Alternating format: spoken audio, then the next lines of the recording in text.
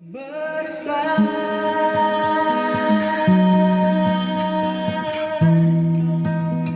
fly here with me. Hi, welcome to the bathroom. And sitting on my throne.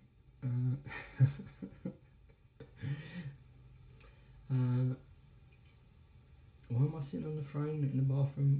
Well, because it's winter time and my summer house ain't available. So I tend to spend a lot of time singing in my bathroom. For reasons I've explained before, briefly. In fact, I've always quite liked the reverb in the bathroom. It's natural and I don't know, that's the way it kind of helps me if I'm practicing in this environment. Helps me to sort of, I don't know, sense a little bit what the sound's going to be like, maybe. Because once you're actually on the stage and stuff, you get natural reverb as well as reverb that you might get in all the gadgets that go with performing. The only reason I wanted to kind of sit here is because I want you to see the other side of life. You know, you can sit in a summer house all day long, singing beautiful songs or whatever, and enjoying the summer, but yet in that daytime, I can guarantee at some point you would have to find yourself sitting on a throne like this doing what you have to do. Because to be perfectly human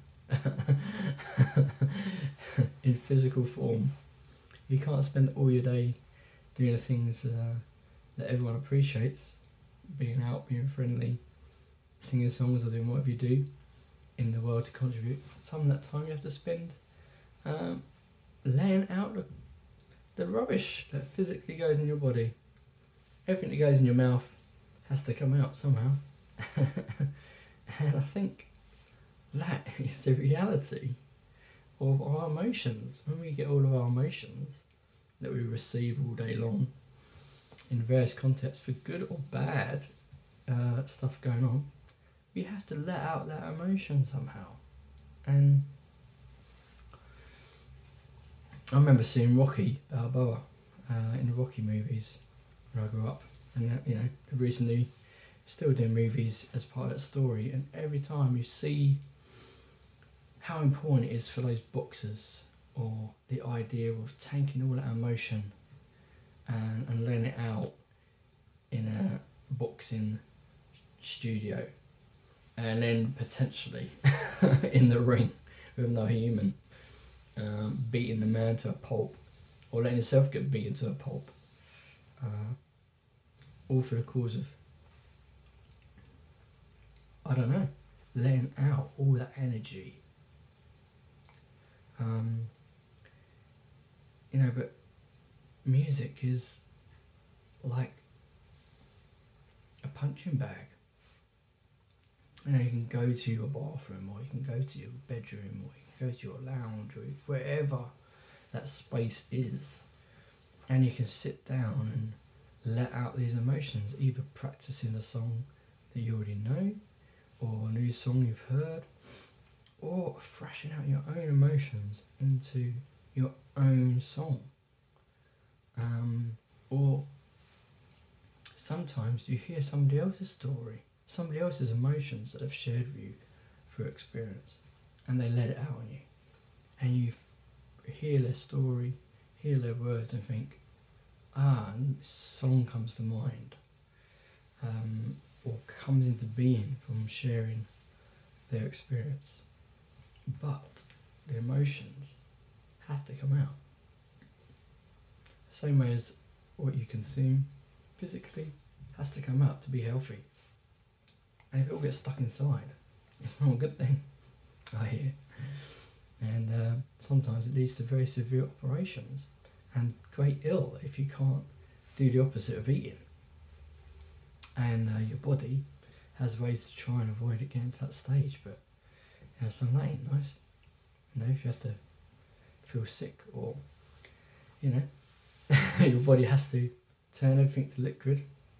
We don't like talking about this stuff, it's quite gross and makes us shudder to think of it. But the reality is our emotions are the same.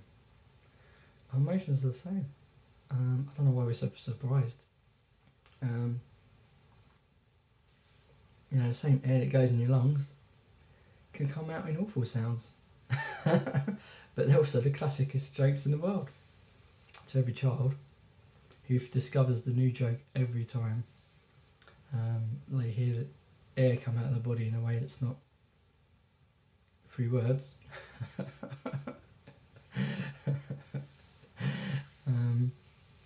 And I think that's good, because some of these things I think are to give us a sense of humour. I remember once being really cross with my children because they'd been throwing food around the kitchen during dinner time, and I'd gone into this really big lecture, and at that point one of my daughters decided to let rip really loudly. And it was just, it broke my lecture in half and put an end to the discussion because it was just so funny. Anyway, so but yeah, you know, there's habits, there's things our body does that we just can't stop, and we have to make time for that, or allow for that, and embrace it. The other day when I was trying to talk through the process of writing this new song, because I've been singing so hard, practicing, thrashing it out, I get this thing from my voice can suddenly go like, it's almost like post-helium from the balloons. It's like my voice is a bit broken, worn out, and I end up sounding really high or dry. Sometimes I notice I can sound a little bit. I grew up on Beavis and Butthead, and sometimes I have some of their mannerisms. Some of my laughs, I have lots of different laughs. Sometimes when I'm laughing with myself, at myself, or with myself on my own, I can sound a bit like Beavis and Butthead. Yeah. I think in The Simpsons they always have that character who used to like, I think, Lisa, but it always came up over as creepy because of the way he laughed. I think I'm like that, maybe I come out creepy sometimes, just by mannerisms. A voice can change the tone of anything, and my voice does tend to change depending how much I've been singing or not. You know, itchy noses, itchy eyes, or anything like that as well. Every now and again you might laugh and do a nose snort. You don't intend to do these things, they just tend to happen. And if you've got a camera on you, if it's a different period of time, you're going to get these things. But that's all normal nature. It's part of life. It's part of who we are as a person.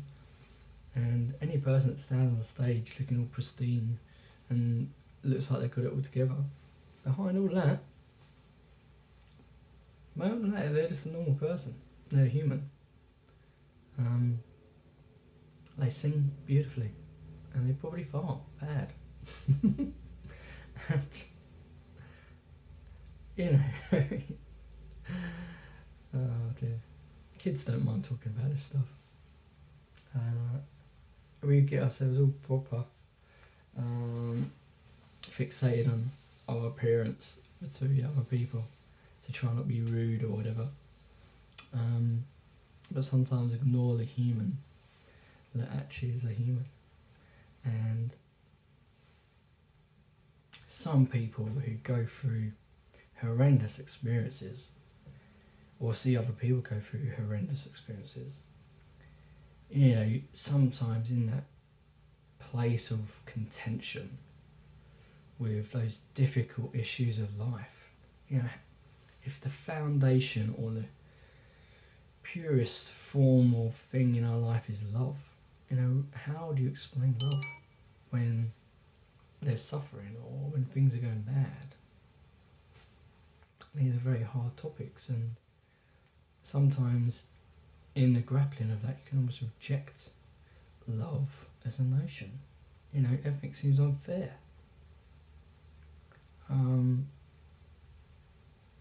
But yet one person can hit a struggle and see hope and love and see the positive, and some people can get really knocked down by the negatives. You know, some people can spend their whole life being positive and in the last minute lose their hope, whereas others can spend their whole life going through the worst of the worst, yet they come out with amazing capacity to love and have hope.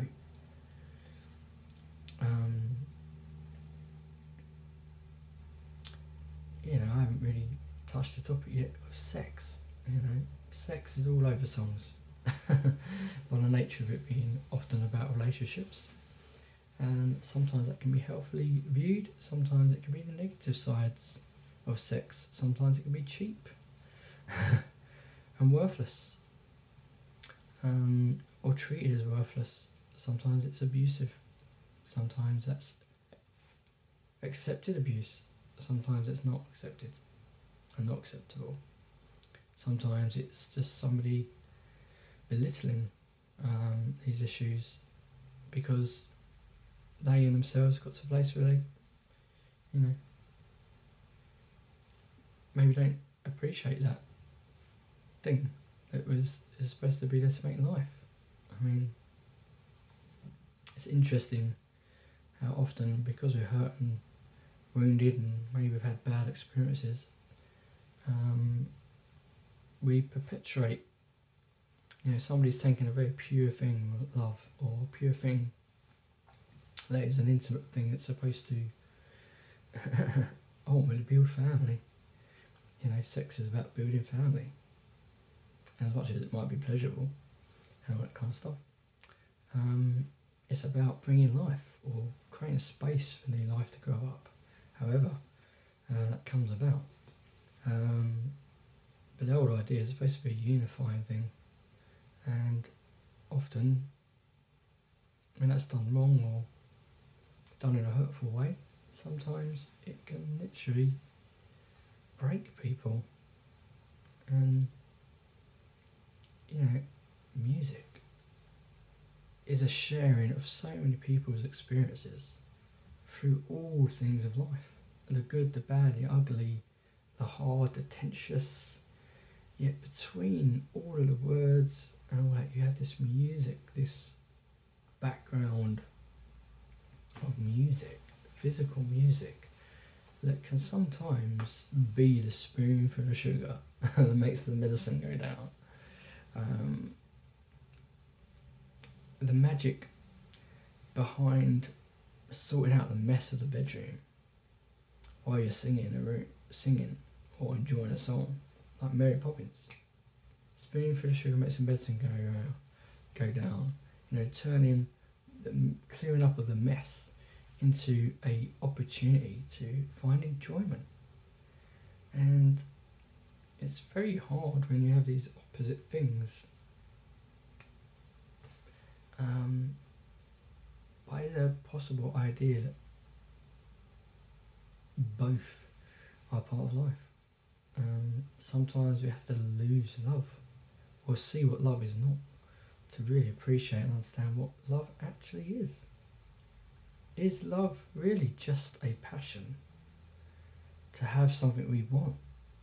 Or is love bigger than that? Isn't that just lust or selfishness when we want something because we want something regardless of the consequences?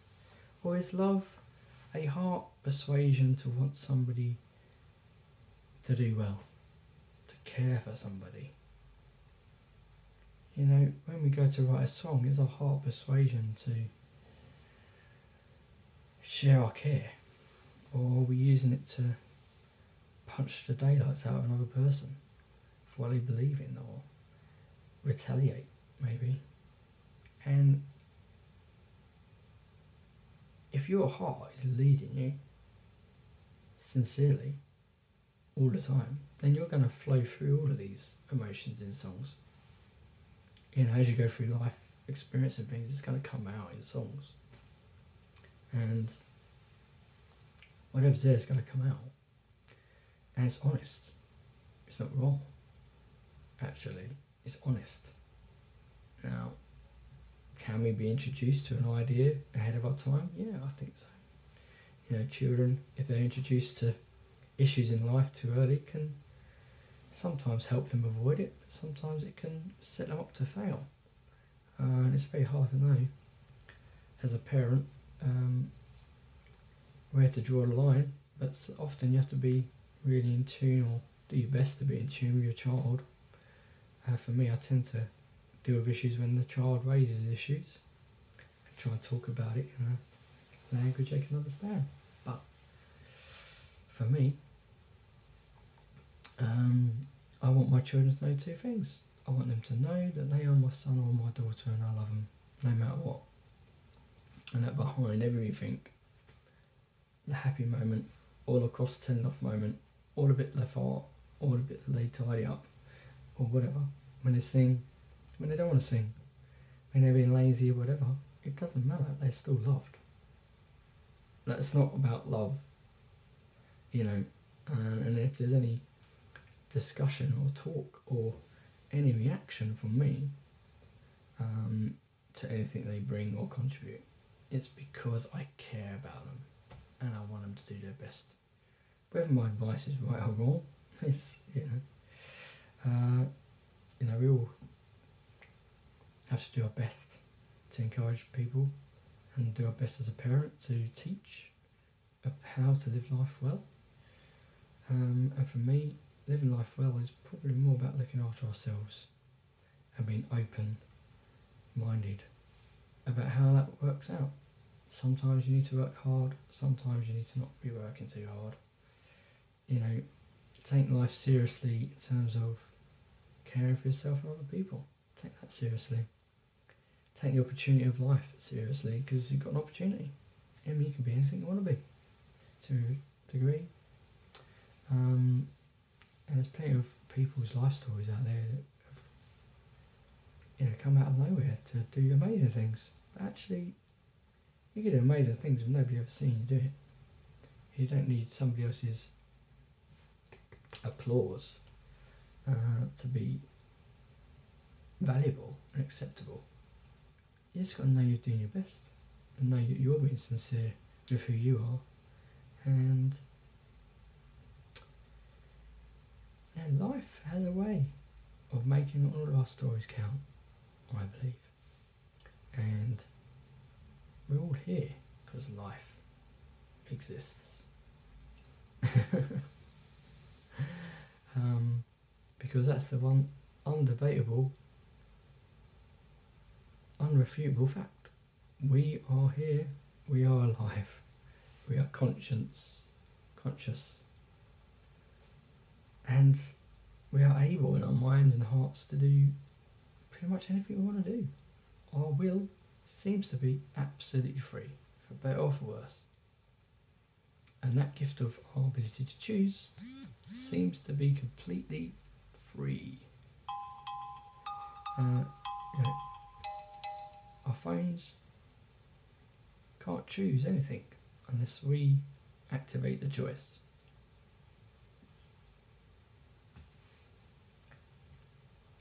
Songs are a way of sharing our stories, sharing our experiences, but we can choose how we listen to them. We can choose how we value the person that's written the song, even if they share a different experience or different ideas. And, you know, I don't think we listen enough. But I think because we are so keen to see things get better, I think we should start listening to both sides. And it's nice hearing the songs, It's good to know what goes on behind the songs, the person behind the music, the person behind the artwork, the person behind who made the building, the person behind the one that, I don't know, is the police officer or the shop assistant. You know, they're all humans. The politicians, however you might view them, they're still humans, and often they're trapped in their situations as much as we can feel trapped in ours. But free will, our freedom to choose who we want to be every day, means we can change. If you look in the mirror and see that you might not be the best version of yourself because of this or that, habits, negative traits, insecurities, pain, you know, your hurt, your anger, maybe looking in the mirror, just let those things go. Change. Yeah, here's my daughter, ready to ask me if somebody's messaged. No, Grandma asked if when we go to the top with Riley and the others, and I said I'm not sure. We don't know because they haven't messaged back to whether they can go out. And yes, we're small children. A mum has to do what mum has to do, I'm afraid. So I don't really like harassing people, telling them they must go to the park right now. I tend to like to invite them. You can take that to Riley. Current world situations, we can't just take other people's children out everywhere. So they have to go with their mum to the park and we need to meet safely. But I know you are very desperate to hang out with your friends at the park. Perhaps a boyfriend, yes. Young love. Very beautiful, very pure. But cannot wait for toffee. It must be now. We must see that person right now and enjoy their company. She's gone now. She started a topic of boyfriends. Oh, life is actually wonderful. Even though there's a lot of sad in it. Do you know what? I remember being at school, turning toilet rolls into guitars with elastic bands. It seems ridiculous. But even those silly little things that we do as children can turn into our dreams. And dreams are worth holding on to, however random, however they've come about.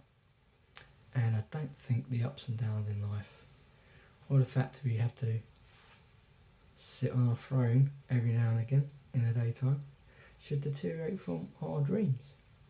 And if we go through experiences that are not nice, you know, I think we have to help each other find the hope and value that's never removed, however much you might feel like it. Yeah, we are all worth the time and the care and the kindness. The love we can have for somebody we really passionately love and care for can actually be given in kindness to anybody. We don't have to own anyone, we don't have to live in their lives, but we can give them the same respect and the same value and the same attention, even if they seem like a stranger. We can still care and be kind, I believe. Even if they're mad at us, we can still be kind and caring. Even if they're upset about stuff that relates to us, we can still be kind, still value them. It's really hard to do sometimes, but music helps me so much process these emotions and lets all that emotion out. Even if it's just for me in a room, a bathroom, it's helpful. And again, you know, hope is a wonderful thing, but hopelessness can also be a very hard place to be in. think we need to find the whispers of hope and maybe make our expectations a little bit more real without losing our dream. Experience the reality, but still hold on to the dream of sharing our music, sharing our soul, in the hope that it will help others live their lives.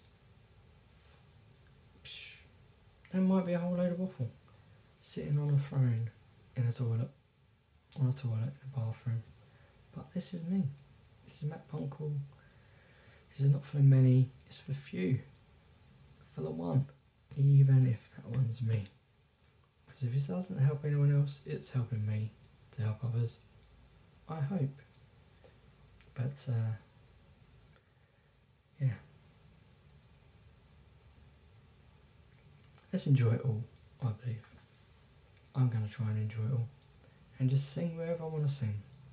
And if a new song comes out, sitting on the toilet, that helps somebody else live their lives with a smile, or helps them feel lifted up when they feel sad.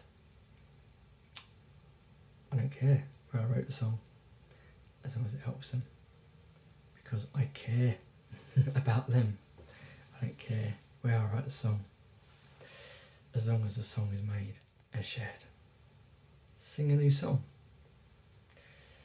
Yes. Amen. Say amen. That's a habit, a Christian habit. Amen just means let it be. Let it be, let it be, let it be, let it be. Whisper words of wisdom, let it be. Amen means let it be. God, let it be if you exist. Life, let it be in our situation. Hope and peace and joy and love. Love is a wonderful thing. And you can feel like you're in love sitting on the toilet. You can feel like you love when you're out playing in the park. You can feel love when somebody writes you a letter to ask you out on a date. You can have love when nobody sends you any letters, because you just know they love you wherever they are. You can have love right next to you. You can have love the other side of the planet and still feel connected somehow. And nowadays we've got Skype and all that jazz to keep us all connected. But love is a beautiful thing. Something we all sing about and sharing our songs. See you later. You were always meant to be free.